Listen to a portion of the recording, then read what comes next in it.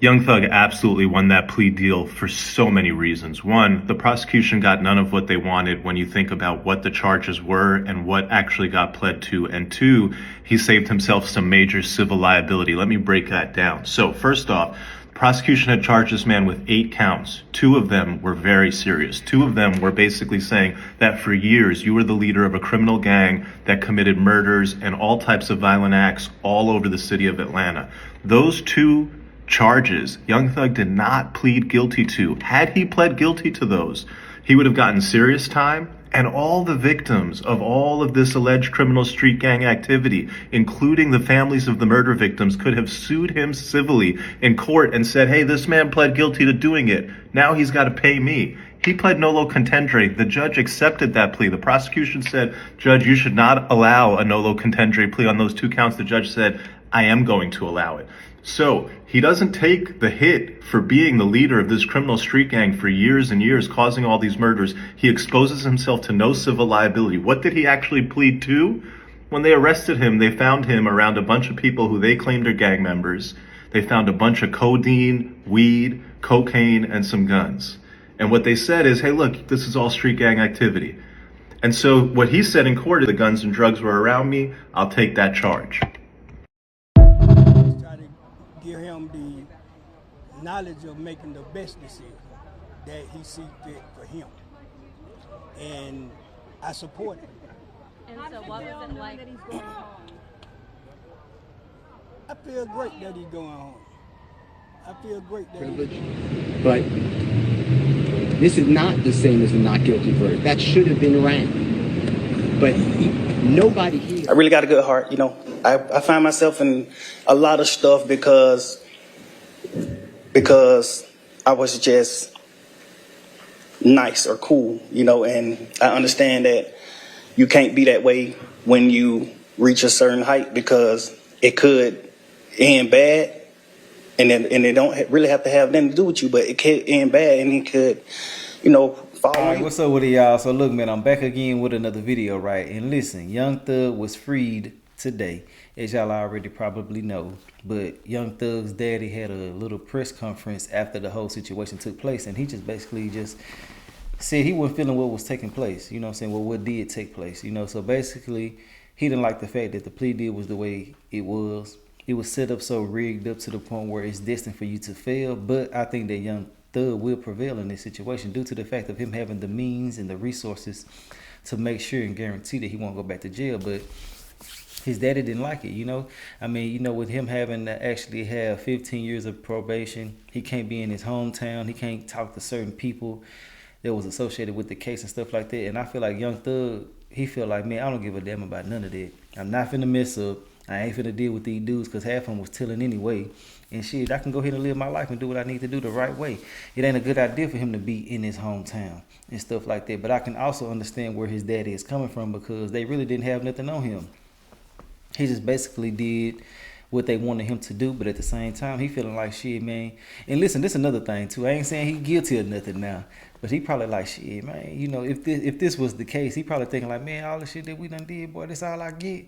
Man, let me get the hell up out of here. You feel me? I mean, I would be the same way too, you know. But I got the whole video of him actually speaking about it, and Young Thug, I got a video of him actually talking about everything that the judge did for him. He felt like the judge was being lenient, even though he probably felt like, shit, y'all ain't got nothing on me. But it is what it is. You know, he told the judge that she was the best thing that happened to him in the last 2 years he been in jail, 2 or 3 years. Hell, I don't know. It's been a long ass time. But, you know, I also got a video of his lawyer speaking as well, too. He probably feeling like, man, we could have beat their ass. You know what I'm saying? We could have just kept on going and beat them. But you got to look at it from where he coming from, bro. He probably feeling like it's going to be another snitch come up. It's going to be something that could happen to the point where he can land himself in jail for life. And why not go ahead and take this little deal if all I got to do is stop smoking and just basically quit dealing with people who really was tilling on me in the first place, you know? And a lot of people were saying, like, you know, he can't smoke weed no more and this and this and that. Man, if he'd already went 2 years without it, he can keep on going, you know? But he can get paroled or, I guess, probationed. That's what you want to call it. In another county where weed is legal. All he need to do is get like a weed card or whatever the case may be, a medical marijuana card. So People worry about drugs. I be worried about my damn freedom. Forget drugs, liquor, and all of that. You feel me? Even though people do be sneaking and geeking here and there when they on parole and papers and stuff like that, but to have your freedom, to be back out with your family and kids, that's probably a win that nobody really can understand unless you in those shoes. People be saying certain things, but they're saying these things because they ain't went through these situations. You know what I'm saying? You ain't never had life really basically pending. You feel me? Like, nah, bro. So, yeah, I can understand where you're coming from. But listen, I done said enough about all of this. I'm going to let y'all hear what they got to say. Let me know your thoughts and opinions. Do y'all think that the deal was a sweet deal? Or do y'all feel like he should have kept fighting? I'm torn in between the two because I feel like, shit, you know, if he would have kept fighting, he probably could have won. But, you know, when you keep on fighting, people really don't want you to keep on fighting, and they'll max your ass out. You thinking that you finna go in there and beat them folks, and then they'll come out with a key piece of evidence that'll land you in jail for 100,000 years, you know. It is what it is. I digress. Let me know your thoughts and opinions, and I'll holler at y'all later on another type of video. Y'all already know we really don't be talking about the celebrity stuff, but we'll talk about the highlights. But we're going to get back to the regular content tomorrow. Anyway, I'll holler at y'all later. As far as how Jeffrey's feeling now, he knows my feelings, which I'm not going to reveal for attorney-client privilege, but this is not the same as a not guilty verdict. That should have been ran. But nobody here wakes up every day on a concrete floor that they're calling his bed, gets up at 4:15, gets shackled at his feet, his waist, and his hands, comes to the Fulton County Courthouse to be on concrete, eating out of a bag. Doritos is his meal of choice. And then coming to a courtroom and sit there with a leg chain on him every single day and hear lie after lie. So for Jeffrey, go home today and not have another 90 days or 120 days of it, he is very happy, thankful to the Honorable Court. So to answer your question, this was not what I wanted. I don't believe that it is just, but I believe that under these circumstances, it is justice for Jeffrey Williams, and he is delighted, as are we, and thankful. Anything that you want to say? Yes, ma'am. I take full responsibility for, you know, my crimes or my charges. I want to say sorry to my family, my mom. My mom got 11 kids. I can't say all their names, you know. My managers, my kids that's not here. Really everybody that got something to do with this situation, I want to say sorry for just like, you know, having so much time invested into this, you know. And I am a smart guy. I am a good guy, and I really got a good heart, you know. I find myself in a lot of stuff because I was just nice or cool, you know, and I understand that you can't be that way when you reach a certain height because it could end bad, and it don't really have to have nothing to do with you, but it could end bad and it could, you know, fall on you.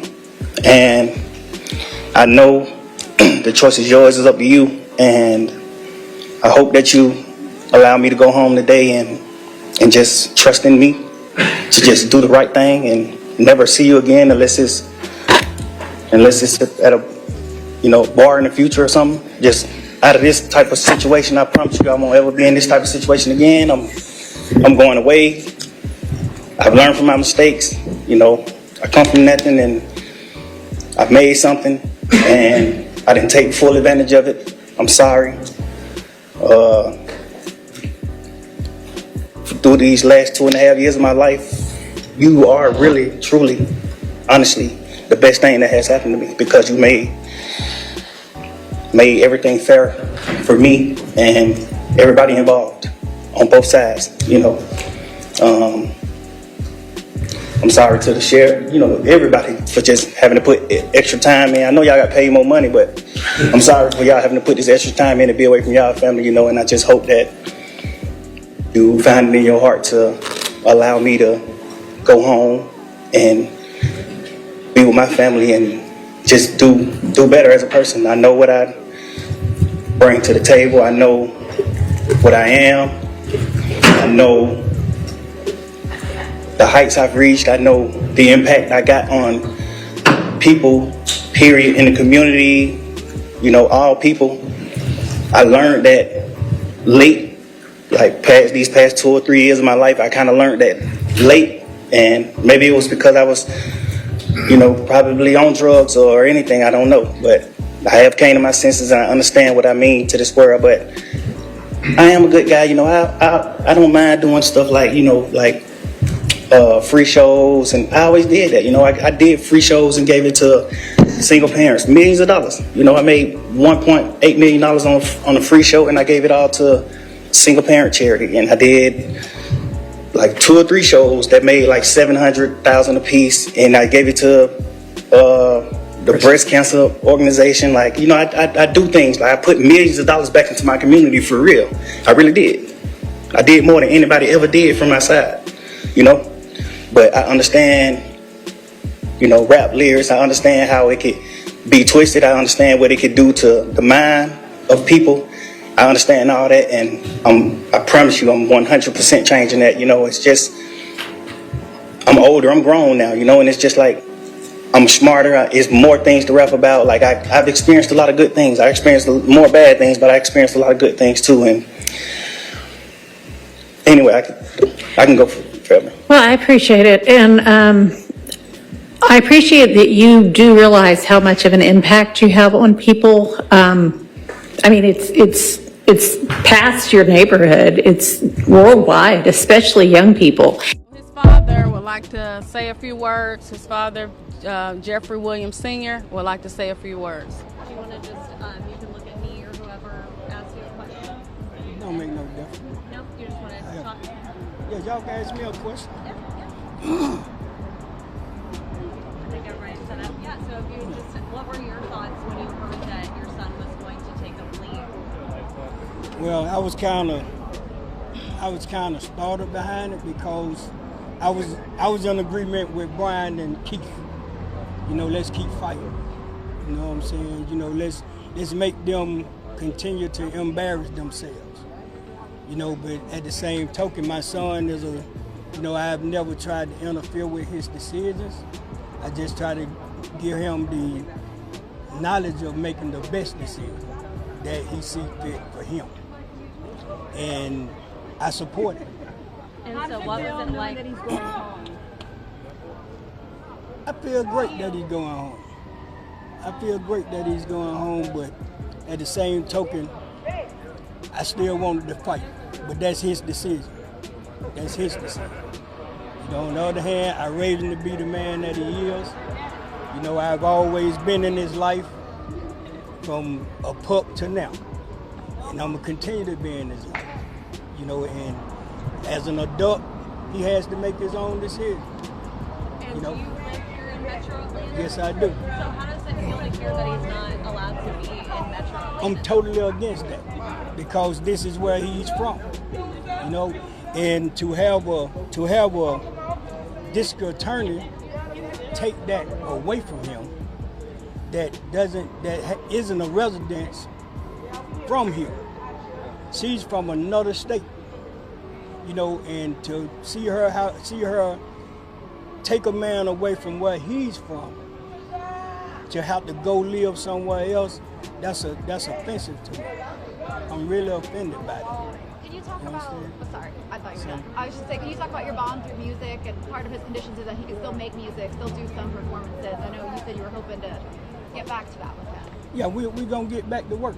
You know what I'm saying? We're YSL loaded. I'm YSL loaded. And in order for us to get back to our normal life, we're going to have to put in some more work. We're going to have to put in a lot of work, but the work that we need to do foremost for the city of Atlanta, Fulton County, we need to get rid of the poison that's in our system, and that's the district attorney office. So vote Courtney Kramer. Courtney Kramer, I support Courtney Kramer to the fullest. I feel like she's the best person for the job, and it's not because of what she said about us. It's because she said that, and she was in my company and never knew who I was.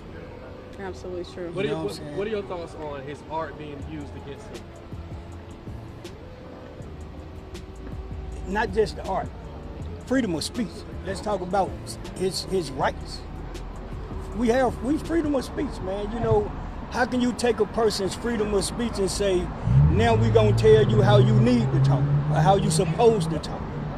You know, who would feel comfortable with? Would any of us out here right now feel comfortable with someone telling us, you confirmed from saying this? You can't say that. You know, what do the Constitution play a role at? You know, these young men, all of these young men, and some of us too, all of our rights are being violated right now because we're being dictated to on how we supposed to live, how we supposed to look, what we supposed to say.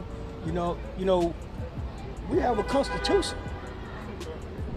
When are we gonna start acknowledging our Constitution? You know, we did away with, supposedly, we did away with communism. I can't tell. You know, we took down a statue. We tore up a flag. What about the laws? Let's change the laws too. You know what I'm saying? If we're gonna do away with it, let's do away with all of it. Change the law. We're in a new day and time. We should make the laws for the new day and time. Do you think his lyrics will change now? I hope not. I wouldn't. But you know, he's behind the 8 ball right now. So we're gonna have to justify something. We're gonna have to make some justification on how we got to narrate it now. You know, and that's sad. That's sad that a man should have to do that, and that's his way of life. That's how he feeds himself. That's how he feeds his family. That's his job. And how are y'all? Are you going to be in the right street right now? Huh? Yes. Are you in the right street? Definitely. So we thank you guys. We do gotta head the right street. One more quick question. Any words that you want to wish to anybody else remaining on the case? Anything you want to say to them? Yeah, I definitely want to say something to the people that's left on this case, along with the people who are waiting to be charged. Keep your heads up. Keep fighting. Sooner or later, somebody gonna have to make a decision. We need to start making the people accountable that makes the decisions for us. So we need to put the right people in office. We need to start scanning the people that we vote for. And now that we have voting right now, it needs to be a presidential topic. It needs to be a topic about prison and reform. Why, you know, the presidents are not discussing this during their debates. It needs to be at the forefront of the presidential debates at this time. So. But the people got to make that decision. Yeah, we got to make that.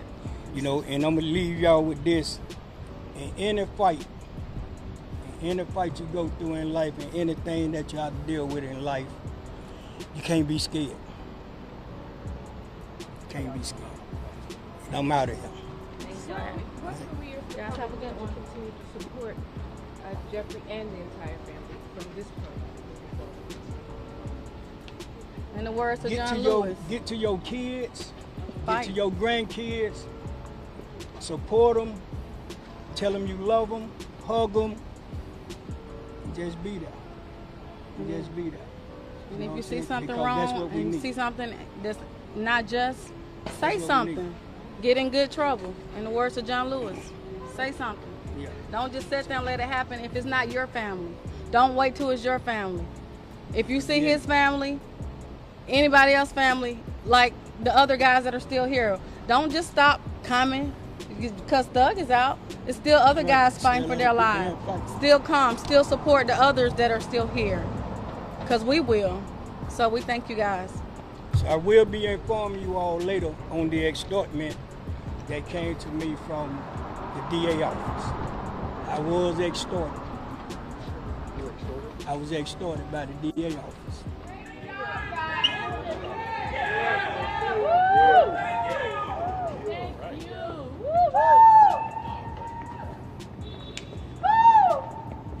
Howdy. Do y'all know which one of you wants to do most of the talking? Mr. Steele. Well, if you stand like kind of in front of the mic stand, if you don't mind. And then are all of my gentlemen photographers ready?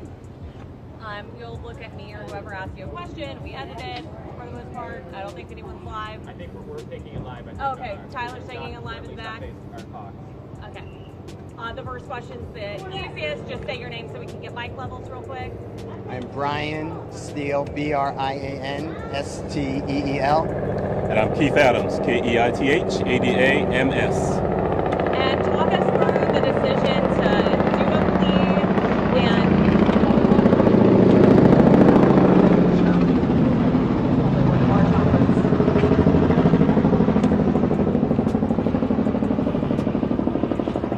all right, if y'all don't mind talking us through the decision to make a plea and just how today ended up going and transpiring.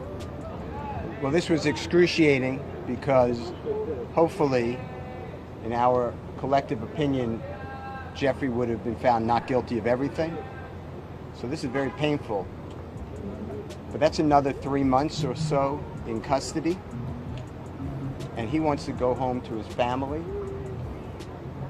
And negotiations totally broke down with the district attorney's office.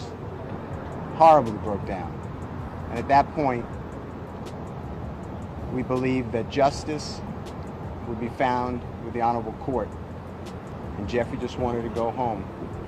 How agonizing it is to know that we've spent a year trying a case where the prosecutors have put on lies, knowing lies, hiding evidence, is insane in 2024 in the United States of America.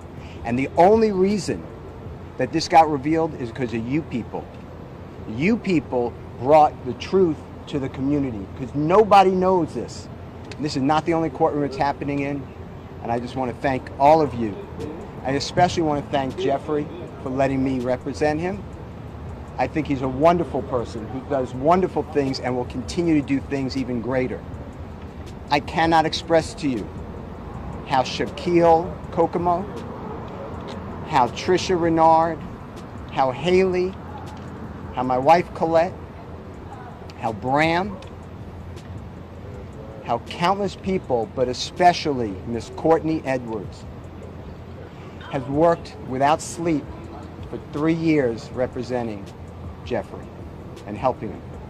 I will never be able to stand with anyone more ethical, honest, hardworking, insightful, intelligent, and kind than the Honorable Keith Adams. The gentleman to my left is the best lawyer in the country. Mr. Steele, do you think prosecutors negotiated in good faith at all during any of these negotiations? Why don't you let me take this one? Let me answer that.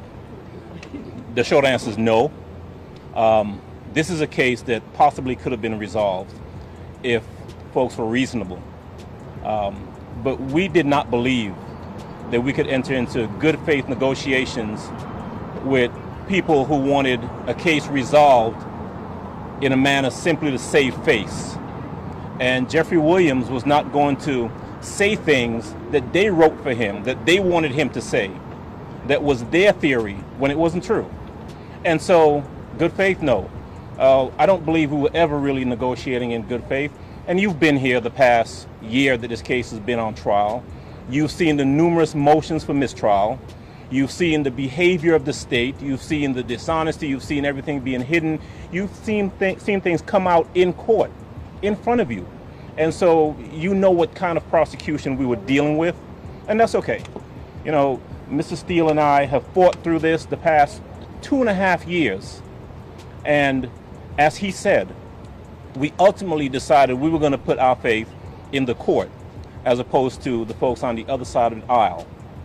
And, you know, the best thing out of all of this is that Jeffrey Williams, in a very short period of time, will be home. And that's all we've wanted from May 9th, when they went and picked him up and have held him in jail without a bond for the past 2.5 years. He'll be home shortly. Keith and Brian, this either one of you can answer. I have 2 questions for you. First off, you go into a blind plea, you don't know, right? There's nothing for sure. What was your emotions like when you guys went into that? I would imagine the conversation, can you kind of take us into the room before you went out into court, what the conversations were back and forth? Obviously, I know there's attorney-client privilege, but it's a big decision. Well, I didn't want to give up the jury trial, but that was the decision made, And once that decision was made, we were just thankful that there are people like the Honorable Judge Whitaker who understands what a trial is like and what it should be like. And I cannot thank the Honorable Court for being here and coming in. She is not our first judge, but she's the first time we received justice. Mr. Adams, this is your second high-profile RICO case here in Fulton County. Do you think that maybe the prosecutor's office is abusing that statute? And what are your opinions of RICO generally? I have, for the 30-some-odd years that I've practiced law, always believed that if you, as a prosecutor, think that someone has committed a crime, you charge them with the crime, you put it in front of a jury, and then you do it fairly and let the chips fall where they may. The courtroom is not the place to get adventurous, to get inventive, to think, well, we don't have evidence on him for any of these incidents, but maybe, if just maybe, we tie him up in a RICO and put him with people who may have committed crimes, we can get him that way. That's an abuse. And so, yes, for some strange reason, the Fulton County DA's office seems to be in love with RICO, and my honest opinion is that they're in love with it because it makes it easier for them to try and convict people that they otherwise could not convict. And that's what was happening here. We're fighting a mountain, reams of evidence, most of which didn't have anything to do with us. And so, is it an abuse? I think it is. There are better ways to, and I used to be a prosecutor, right? And I can tell you that there are better ways to prosecute cases than the way this case was prosecuted.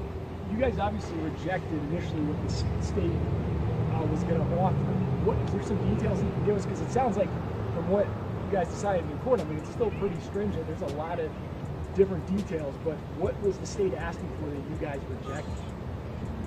I'm not going to get into plea negotiations because they are privileged under statute, but it was outrageous. They would let him out of custody, but they would have a tether around him so tight that is unconscionable. And how are y'all feeling about what the sentencing is, especially with not being able to be in Metro Atlanta except for specific parameters, and how is Mr. Williams feeling about that decision? You know, we're okay with the sentence. There comes a time in any case, if a person is sentenced, that we're out of the courtroom, and now what happens to that person is entirely up to them. Jeffrey Williams is a fantastically talented man. He is a great person. He's become a great friend over the course of the last couple of years. And he has the ability, the incentive to go forth and do everything he needs to do to put this behind him. And we're confident that he will. One of the questions you asked a little earlier was, what was that feeling like, stepping into a courtroom to do what's called a blind plea, not knowing what's going to happen? You know, it's a scary feeling for all involved. There's probably no feeling quite like that other than sitting in a courtroom waiting for a jury to come out and tell you what your fate is. But we walked in there knowing that we were in front of a fair tribunal and being comfortable that the right thing was going to happen, and the right thing did. What do you think about your client just serving as a role model? Obviously, as part of the agreement, he's going to be participating in the community, doing events, things like that. Obviously, he has a huge reach for what he does for a living. I've known Jeffrey Williams. I've defended him for over a decade. I have been with him where we go to young children, children in need, children who are going down the wrong way. And he tells exactly what he's going to continue to say. He tells everybody, this is not a good life. We have to stop the generational disaster that is plaguing the community. And although right now I'm successful, I'm a product, but every one of you can get out. And he always stresses education. Jeffrey Williams is a great person, a great role model, and he will do even better now, hopefully, if you allow him and his words to get out. As far as how Jeffrey's feeling now, he knows my feelings, which I'm not going to reveal for attorney-client privilege, but this is not the same as a not guilty verdict. That should have been rang. But nobody here wakes up every day on a concrete floor that they're calling his bed, gets up at 4:15, gets shackled at his feet, his waist, and his hands, comes to the Fulton County Courthouse to be on concrete, eating out of a bag. Doritos is his meal of choice. And then coming to a courtroom and sit there with a leg chain on him every single day and hear lie after lie. So for Jeffrey go home today and not have another 90 days or 120 days of it, he is very happy, thankful to the honorable court. So to answer your question, this was not what I wanted. I don't believe that it is just, but I believe that under these circumstances, it is justice for Jeffrey Williams, and he is delighted, as are we, and thankful. Can I ask you were standing right next to him as he was addressing the judge. What seemed like a very sincere apology to her, or apology to the court and what happened, what has gone on. How did you feel standing next to him, knowing him for the last decade as a attorney for him, about what he was saying and what he was telling the judge? Jeffrey Williams is being truthful. That is his heartfelt feelings. He feels so bad for the loss of life, and he feels bad that people are taking his music or his social postings and making it into violence. That is all promotion. That is not a symbol of go hurt somebody. So I hope I've answered your question directly, but how I felt, I've heard that from Jeffrey over and over again. You called out a lot of challenges in this trial based on the prosecution's points. Do you have any message to, the co-counsel that for now is still on trial, or what's left of this? Oh my God, they are phenomenal lawyers, and I'm confident if you keep going, which I assume you will see some great lawyering. They don't need my help. And the truth is, they've been there with us for the past 2.5 years. They're aware of what they're up against. They are totally capable of handling it. And I presume we'll step in from time to time because, in this fight in the past 2.5 years, we've been together. So we needed something, they've been there to assist. And if they need something, we're happy to step right back in and assist.